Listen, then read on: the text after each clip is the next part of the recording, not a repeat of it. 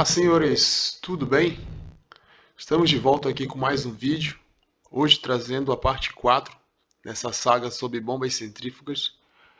Então, hoje trazemos a curva de performance de uma bomba, curva característica ou simplesmente curva de uma bomba.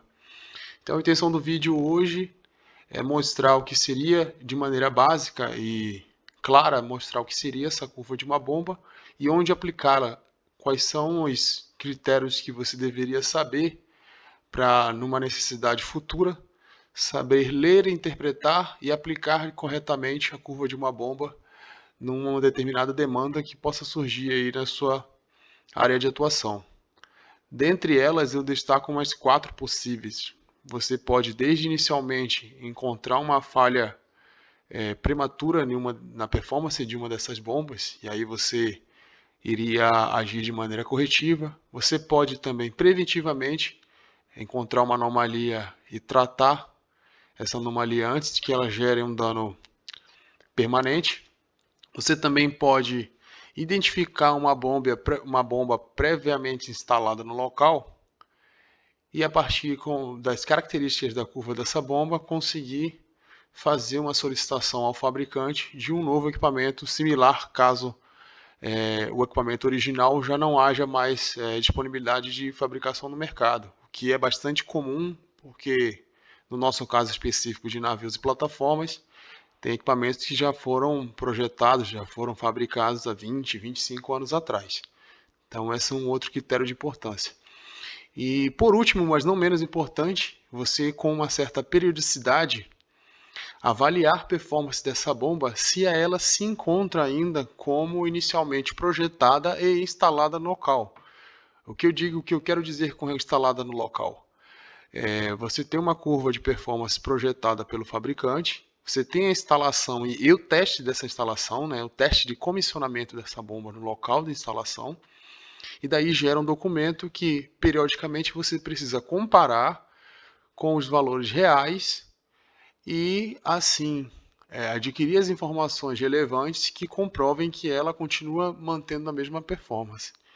Isso aí eu vou explicar lá no final do vídeo, que eu tenho um vídeo de bordo que eu e um colega fizemos esse teste de performance a bordo para poder avaliar e garantir, né? Nesse caso específico aí, a ideia do teste de performance era para uma avaliação anual, porque essa bomba centrífuga que nós estávamos operando, ela era bomba de combate a incêndio. Então, segundo uma das normas internacionais de combate a incêndio, anualmente a gente verifica a performance dessa bomba para saber se ela está ainda fazendo sua função vital, sua função primordial, que no caso é o combate a incêndio. Enfim, sem mais delongas, eu tenho aqui ao lado esquerdo uma imagem mais básica sobre a curva de uma bomba, né, qual seria o início disso, e ao lado direito com as outras linhas tracejadas e demais curvas que eu vou explicar no decorrer do vídeo. Mas basicamente essa seria a linha de curva de uma bomba e ela vai variar de acordo com o tipo de bomba e a finalidade que essa bomba se propõe, a qual ela foi projetada. E aqui embaixo eu também vou falar mais na frente do que seria essa curva, mas é uma curva gerada relacionada à força motriz, que seria o conjunto acoplado à bomba centrífuga em si. Então nesse próximo slide a gente tem aqui vários tipos de curva de bomba. Como eu acabei de mencionar, essa curva vai ter uma característica diferente dependendo da robustez, do projeto, do tipo de voluta, do tamanho do impelidor e outras demais características relevantes que serão lidas e interpretadas para serem instaladas de acordo com a necessidade do projeto, que vai se aplicar na área industrial. Tá, aqui. Então, para aquela curva, para essa curva amarela ser gerada e a outra da imagem anterior, para que essas curvas sejam geradas, que são essas as curvas preliminares, né, a única curva designada para a performance em si, você precisa traçar uma relação entre duas grandezas físicas. No caso, nós vamos, no eixo horizontal, tratar sobre o fluxo, né, que a gente denomina como a capacidade da bomba, que seria a capacidade de transferência dela, a capacidade máxima. Então vai ser a taxa de fluxo que essa bomba consegue transferir e a altura máxima que ela consegue atingir. Oh, mas como assim, Paulo? O que tem a ver a altura? Beleza, vazão eu até entendi, a transferência de fluido, metros cúbicos, litros por minuto, galões por minuto, mas o que tem a ver a altura com isso? E isso eu vou explicar agora nos próximos slides. Então, empiricamente, em projeto, a bomba é designada da maneira que está aqui. Ó. Então, se você tivesse a bomba instalada de uma maneira 100% horizontal, nós teríamos uma distância máxima, com um fluxo máximo de que essa bomba seria capaz de transferir, de acordo com as características dela, o tamanho da voluta, o formato da voluta em si, o tamanho, o diâmetro do impelidor, a largura do impelidor e etc. Alguns outros fatores, atrito e assim por diante. Então seria, sem pressão alguma, nós teríamos uma pressão zero, que por enquanto nós vamos chamar de head, e o valor em unidade seria em metros, mas teremos um fluxo máximo de transferência do fluido. E se nós invertêssemos essa condição e a bomba estivesse disposta totalmente verticalmente, nós teríamos uma altura máxima, que nesse caso aqui seria algo aproximado de 140 metros, e zero de vazão. Então, daí que vem a conclusão da relação entre as duas grandezas e se formar a curva da bomba, para que no final da leitura de todos os fatores como um todo, você encontre um ponto de melhor performance que essa bomba pode executar de acordo com a instalação e a sua fabricação. Então, com uma altura máxima, nós teremos fluxo zero. E daí é que a gente vai ter a curva da bomba. A curva de performance da bomba basicamente é essa relação entre as duas grandezas. Então a linha tracejada amarela vai ser os pontos de interseções entre esses dois outros demais pontos no decorrer. Ou seja, desde o 0 até o 140 aproximadamente, e do 0 até aproximadamente 40 metros cúbicos por hora, digamos que seja esse valor aqui. Então daí sai essa linha amarela, que seria a performance da bomba. Dito isso, nós vamos agora entender por que é metros aqui e como fazemos essa conversão. É comum a gente ouvir o termo chamado head pressure. E isso vem porque empiricamente você vai testar o quão alto essa bomba é capaz de alcançar. Por isso, então, medida em altura. Mas, para nosso caso, não só durante o processo de fabricação dessa bomba, mas a instalação dela em si e a operação, consequentemente, nós vamos ver essas bombas serem medidas em pressão. E dentre essas unidades de pressão, as mais comuns são PSI, bar, ATM, mas principalmente PSI e bar, como eu vou mostrar no manômetro no final dos slides. Então, isso é designado porque os fabricantes eles só conseguem entender, só conseguem perceber uma altura máxima que essa bomba pode transferir para cima, no sentido vertical. Isso em virtude porque muito comumente eles não sabem qual líquido, qual fluido será utilizado para fazer a transferência, para fazer o bombeio. E dentre as opções, nós temos diversas opções, entre indústrias petrolíferas, indústrias alimentícias e assim por diante. E cada uma terá uma densidade diferente. E isso fica claro que, baseado com a densidade de cada um desses fluidos, e aqui nós temos uma diferença relativamente pouca, mas que interfere nessa pressão máxima de débito da bomba, de acordo com a densidade 1, que seria para a água, e 1,035 para o leite, nós vamos ter pressões diferentes. Então é por esse motivo que essa medida é dada em metros.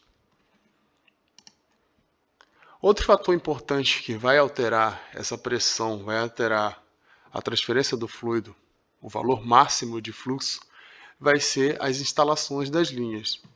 E dentre dois pontos referentes às instalações dessas linhas, das tubulações, nós vamos ter a rugosidade, ou seja, qual o material que foi fabricado, como indica no caso aqui, as paredes das tubulações, se elas são rugosas e aumentam a fricção, aumentam o atrito durante a transferência do fluido, ou se esse caminho é turbuloso, se ele é mais, se ele escoa com maior facilidade ou se ele foi planejado de maneira inadequada que gera um distúrbio durante o processo de transferência, que é o que mostra na imagem aqui. Se esse caminho tiver um distúrbio maior, menor vai ser a transferência do fluido, menor vai ser a capacidade dessa bomba e, consequentemente, ela terá perda da sua eficiência. Já se esse caminho for menos tortuoso, se tiver a curva for menos acentuada, melhor vai ser o caminho de transferência do fluido e assim melhorará a sua eficiência. E aí, todos esses fatores, todas essas premissas devem ser analisadas durante o projeto para que a bomba não se torne inútil. Nesse caso, ó, nós temos até a imagem aqui demonstrando o motor elétrico, que seria a força motriz acoplada a essa bomba, ele já chegando à sua exaustão, e ainda assim nada de transferência do fluido para o seu local de projeto, porque a bomba foi mal dimensionada ou pode estar ocorrendo alguma coisa que ter gerado alguma anormalidade que deverá ser investigada, e através da curva da bomba você vai poder diagnosticar alguma dessas possíveis falhas. Então temos aqui, né, de novo, a H e o flow rate, que também é muito conhecido como Q, né? O fluxo máximo na capacidade da bomba é conhecido também como Q, muito comum ver nos manuais do fabricante isso.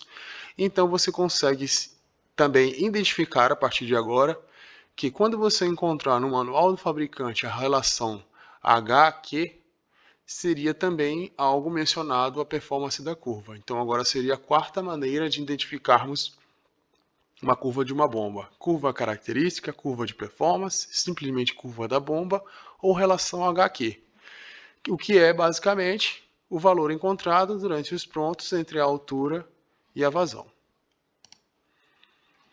Então, dito isso, nós temos aqui de novo exemplificando caso tivéssemos uma pressão máxima, né? Então, você sai de um ponto qualquer, indo em tendência a atingir a pressão máxima. Quanto maior for ganhando pressão nessa bomba, menor será a vazão. Maior a pressão aumentar, menor será a vazão. Decrescente será a vazão. E o oposto também é real, né? Quanto maior for a vazão, menor será a pressão. E aí, para alguns mínimos requerimentos do sistema, o ponto aonde você escolherá, que eu vou falar em um outro slide aqui, que se chama BEP, se é Best Efficient Point, o ponto que você escolherá para designar uma bomba para o seu projeto, ele deverá considerar todas essas questões que eu acabei de mencionar. Além das questões que eu já mencionei, você tem que ter em mente quais são os outros fatores que poderão trazer essa bomba de uma curva que você já existe no seu projeto para uma curva que você quer alcançar. Então é aí que você vai achar a interpretação correta sobre a performance de uma curva. Pô, Paulo, mas o que você quer dizer com isso? Digamos, eu vou explicar melhor nos próximos slides, mas digamos que por algum motivo você precisa de uma bomba diferente para atingir uma curva, ou aquela bomba que você tinha deixou de atender ao projeto. Então você tem possíveis maneiras de alterar isso.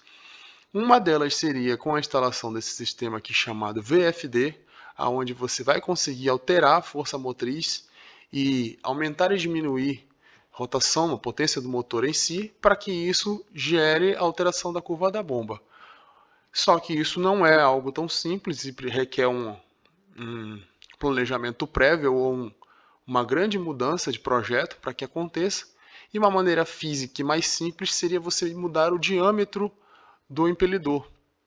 Obviamente que esse diâmetro obedeça a capacidade máxima e volumétrica dentro da carcaça da bomba, dentro da voluta.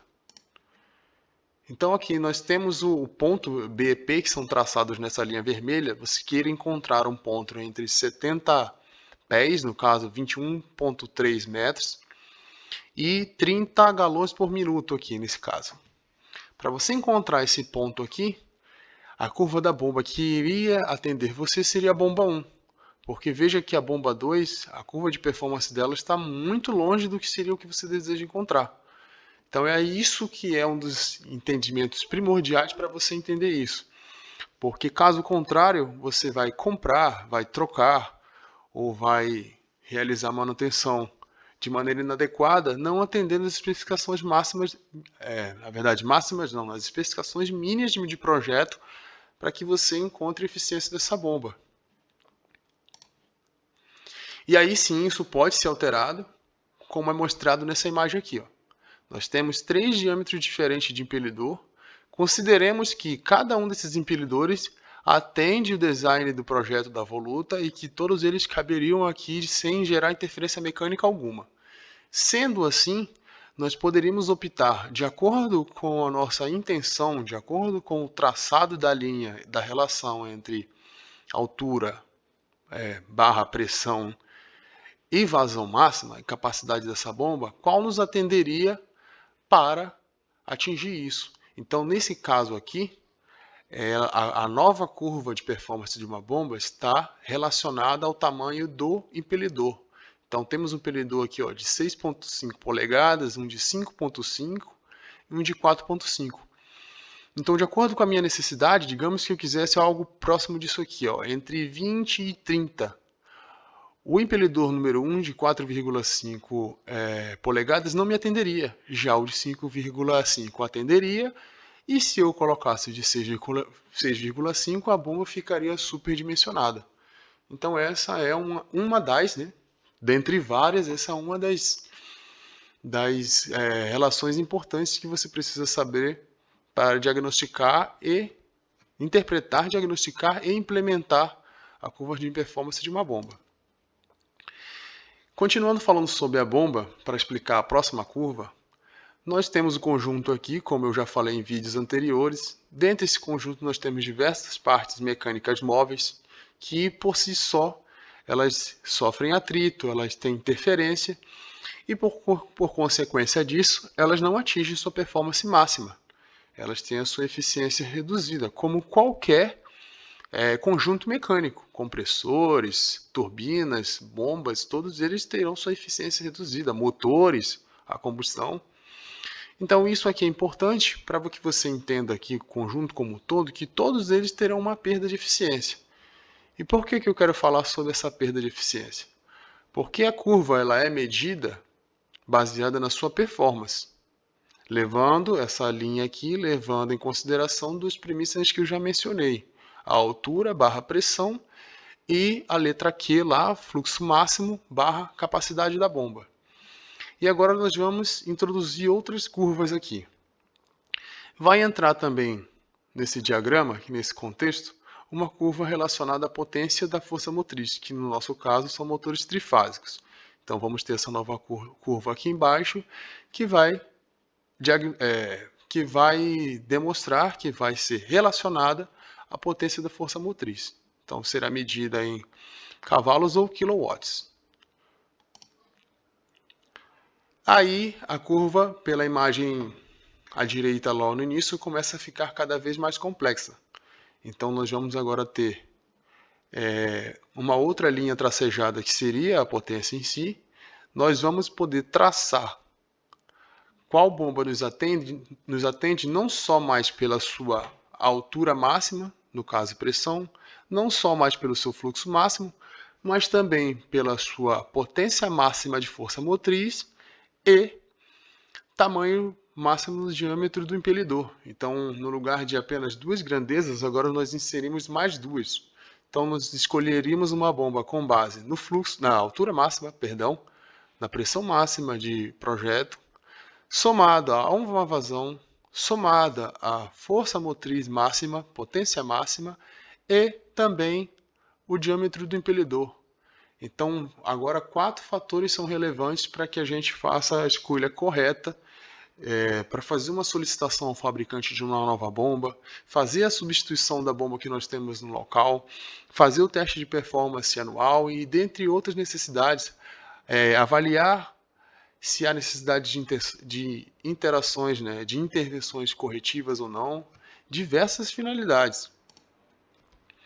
Aqui nessa imagem fica um pouco mais claro ainda. Então nós vamos traçar em vermelho aqui qual seria as condições que nos atingem para o nosso projeto e, baseado nessas condições, escolher qual seria o conjunto agora, né? Não só a bomba em si, qual o conjunto como um todo, motor mais bomba, iria nos atender. Então, se você for ver nesse projeto aqui, a linha vermelha, o motor de 0,75 bhp, já não nos atenderia. Teríamos que pegar uma bomba com um impelidor de 5,25, né, 133 milímetros, uma força motriz de 1 bhp e levar em consideração este valor de pressão máxima, nesse caso metros, aqui 6 metros e 20 pés, e 125 de galões por minuto como vazão máximo dessa bomba. Então, você vê que agora nós já precisamos de 4 fatores para poder identificar uma bomba corretamente para instalação no nosso projeto. E aí vemos para o nosso quinto elemento. Além de ter daqueles 4 valores como referência para nossa escolha, nós também precisamos achar um ponto em comum aonde seria o ponto de maior eficiência dela. Isso porque, lembra do slide que eu mencionei o conjunto como todo, onde há perda de eficiência natural do equipamento? Então, obviamente, ele não atingirá 100%. Nesse caso, ainda fica mais claro aqui que passa até longe de ser 100%. Então, para o lado direito, a gente vai gradualmente perdendo a eficiência do conjunto, até chegarmos a 50% disso, e para o lado esquerdo a mesma coisa. Então, além dos 4 fatores anteriores, agora nós teremos o quinto, que é achar aonde vai nos atender com uma maior eficiência do conjunto como um todo. Então, seria que, para esse caso, se todas as condições nos fossem atraentes, nós iríamos traçar essa linha vermelha, aonde nós encontraríamos o maior ponto de eficiência da bomba, ainda assim atendendo todos os outros critérios anteriores. Então, você vê como é importante você ter um entendimento, saber fazer a leitura e interpretação da curva de uma bomba para você aprimorar seus conhecimentos para pôr em prática na área industrial. Além disso, além desses 5 critérios que eu acabei de mencionar, ainda tem um outro critério bastante relevante que ele é relacionado já não só mais à transferência, à capacidade em si da bomba, mas também o quão importante o quão forte nós teremos como uma referência o ponto de sucção, o fluxo na sucção dessa bomba. E aí nós temos uma outra curva chamada NPSH. NPSH significa Net Positive Suction Head. Seria a pressão mínima que você deve ter disponível na sucção da bomba. Então lembremos que nós temos uma bomba, um conjunto de uma bomba, que aspira pelo centro e descarrega pela periferia. Para isso, para que esse conjunto funcione, gerando essa transferência de energia cinética e mecânica, para que nós conseguimos fazer com que essa bomba seja de fato eficiente, nós precisamos que tenha um fluxo mínimo aqui, uma pressão mínima na entrada da bomba para evitar um grande problema, um famosíssimo problema que nós temos em bombas centrífugas. Mas antes de continuar falando sobre isso, deixa eu voltar rapidinho aqui para isso aqui. E aqui, essa curva vai ficar claro agora para vocês que existe uma relação, de novo, entre pressão e vazão, para que a gente possa estabelecer uma condição saudável para a operação dessa bomba. Então nós temos um início aqui 75 galões por minuto como o fluxo mínimo que essa bomba é capaz de transferir.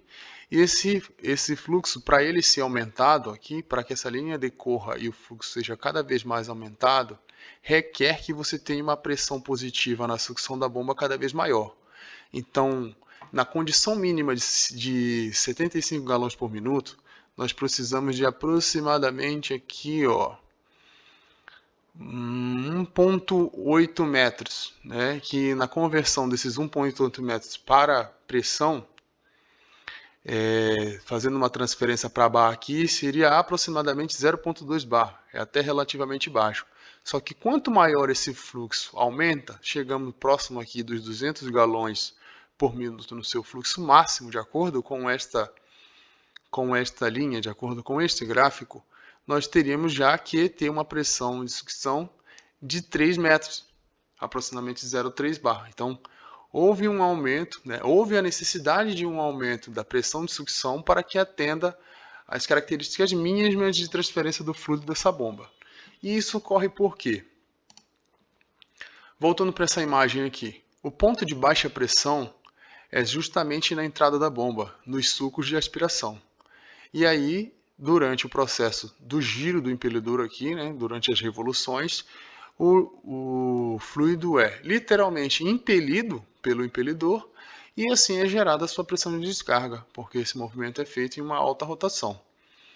Como aqui há um ponto de baixa pressão, se nós não tivermos uma pressão mínima para isso, uma pressão positiva mínima, que seria o NPSH do slide que eu acabei de demonstrar anteriormente, nós cairíamos nesta situação aqui muito comum, muito conhecida, chamada de cavitação. A cavitação nada mais é do que um ponto de ebulição aonde essa pressão de um fluido atinge uma pressão tão baixa que chega ao ponto de ebulição. Lembremos que pegamos a água doce, por exemplo, a água potável. Ela vai atingir um ponto de ebulição a 100 graus Celsius, que seria as condições normais de temperatura e pressão. Se houver o decréscimo de pressão, nós temos o decréscimo do ponto de ebulição. Como eu acabei de explicar que esse ponto de ebulição, a pressão nesse ponto começa a cair, então nós teremos também um ponto de ebulição menor. E aí geraríamos a cavitação. Para evitar isso, precisamos que haja uma mínima pressão positiva aqui, que é a nossa querida NPSH que eu acabei de demonstrar no slide anterior. Então é por isso que essa curva NPSH é importante, porque a cavitação é um processo danoso ao sistema como um todo, ao todo como um todo, e principalmente ao impelidor e ao rotor impelidor e à carcaça da bomba, a voluta. Se você procurar aí no Google, você vai encontrar diversas imagens de danos sobre impelidores. É só você colocar cavitação em bombas e colocar Google Imagens. Você vai ver o quão severo é o dano que isso pode causar. Se você quer entender mais sobre cavitação, o meu primeiro vídeo aqui sobre bombas é um vídeo de 1 hora e pouco. Ele é bastante abrangente, mas você pode acelerar o vídeo lá. Tem um trecho que fala exclusivamente sobre cavitação. E nele lá eu explico esse processo de cavitação na sucção e também explico o processo de cavitação na descarga. Aí eu tenho uma foto aqui de bordo que eu tirei de um manômetro. E aí esse manômetro aqui, ele mostra o que eu acabei de falar sobre cavitação. Lembra que nós precisamos de uma uma NPSH positiva para que haja um processo saudável de operação dessa bomba? Nesse caso aqui, nós temos um compound, é que a etiqueta está cobrindo aqui, mas em inglês é compound gauge, que significa manuvacômetro ou manômetro combinado. Ele é um instrumento que é capaz de ler tanto a pressão positiva aqui em preto, quanto a negativa. Nesse caso específico aqui, essa bomba não é uma bomba centrífuga. Ela é comum trabalhar sob pressão negativa. Ela precisa gerar vácuo, porque ela trabalha num nível acima de onde ela aspira. Então, se ela não tiver vácuo, ela não vai fazer a função dela, ela não vai transferir fluido algum. Mas eu quis usar aqui como demonstração, como referência, porque nós temos umas marcações de boa prática aqui. E isso quer dizer que nós temos uma faixa de operação. Não pode haver pouco vácuo, mas também não pode haver vácuo excessivo. Porque pouco vácuo não vamos operar, não vai haver transferência do fluido, e vácuo excessivo será danoso ao equipamento. Isso eu também explico nesse vídeo que eu vou deixar no card aqui em cima, vai aparecer aqui em cima para você. É um vídeo de 1 hora e pouco, abrangente sobre bombas centrífugas. O outro ponto aqui é como eu falei, né? Nas linhas do gráfico, na linha vertical, no eixo vertical, fica mostrando o tempo todo a palavra em inglês head, e correlacionando essa palavra com metros. O que, na verdade, para a gente há uma conversão comum a bordo, na área industrial como um todo, desse metros para pressão. O que seria aproximadamente, não é um valor exato, seria em bars, a cada 10 metros seria 1 bar de pressão. E aqui nós temos duas escalas, né? Uma em vermelho em PSI, que é o sistema americano, e bar, que não é o internacional, mas é comum ser utilizado como sistema de medição padrão em outros países que não seja americano. Tá? Então eu peguei e coloquei esses dois manômetros para explicar esses detalhes, mas eles também são importantes para poder falar sobre o vídeo que eu vou mostrar lá na frente. Porque nós vamos trabalhar na válvula e gerar essas variações de pressão e vazão, e aí é importante saber sobre a imagem anterior lá do manômetro. Então, como última imagem antes de irmos para o vídeo, eu tenho aqui o BEP, como eu falei lá atrás. Seria o Best Efficiency Point, seria o ponto onde você escolheria qual bomba você instalar ou repedir, né, ressolicitar ao fabricante, substituir por qualquer motivo que seja, por troca de fabricante e etc. Trocar por uma outra a bordo em questão de disponibilidade para não gerar mais custos à empresa, etc. Por qualquer motivo que seja, esse seria o ponto que você escolheria para poder ter como base em todas as premissas.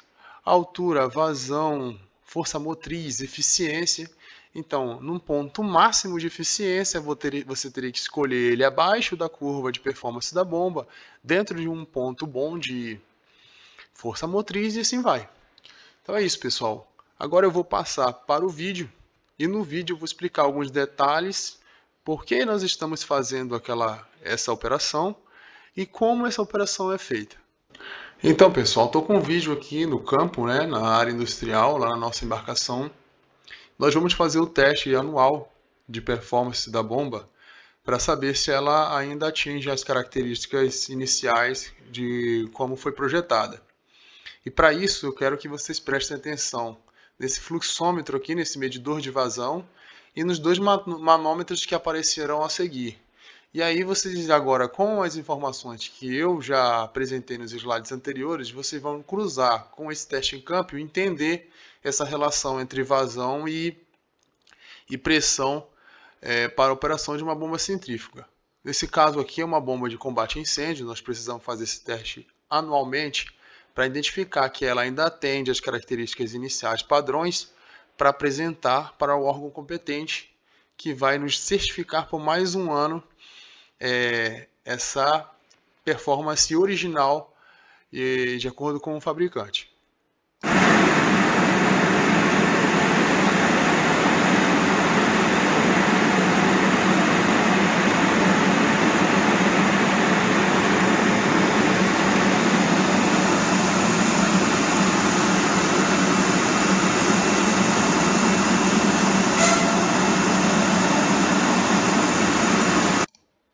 A pressão aumentou aqui, ó. Foi fechada a válvula de descarga, a pressão aumentou e, consequentemente, lá no fluxômetro, não deu para filmar os dois ao mesmo tempo, o fluxo máximo foi reduzindo até chegar a zero. E aí depois a pressão de descarga vai cair e o fluxo chegará ao seu valor máximo. Esses valores são todos medidos gradualmente, passo a passo, e depois essas informações são cruzadas com a curva de performance original da bomba e checamos se de fato a bomba que está instalada no campo ainda atende às suas características iniciais de projeto.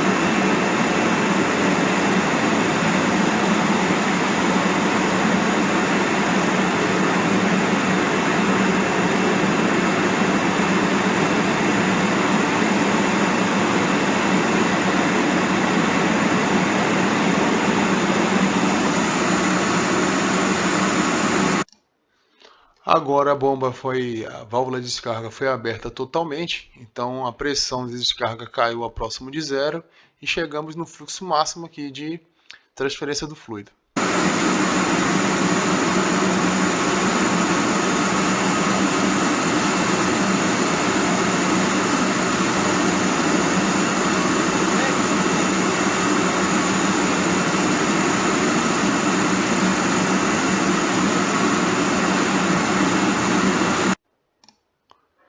Então é isso, pessoal. Espero que esse vídeo tenha ajudado também. Eu falo esse vídeo no local de trabalho. Com relação ao outro, espero que também tenha ajudado, essa apresentação dos slides. Se gostaram, dá um joinha aí, compartilha com a galera que quer aprender mais sobre isso, sobre a área, sobre a operação desses equipamentos a bordo. Se tiver qualquer dúvida, pode deixar nos comentários. Eu vou deixar aqui também, além do vídeo de 1 hora lá sobre bombas, que é bem abrangente, eu vou deixar o e-book que eu fiz na época, né, que eu escrevi. Eu vou deixar ele para download, vou deixar o link na descrição desse vídeo aqui. Espero que vocês tenham gostado, espero que tenha ajudado. Até um próximo vídeo. Valeu!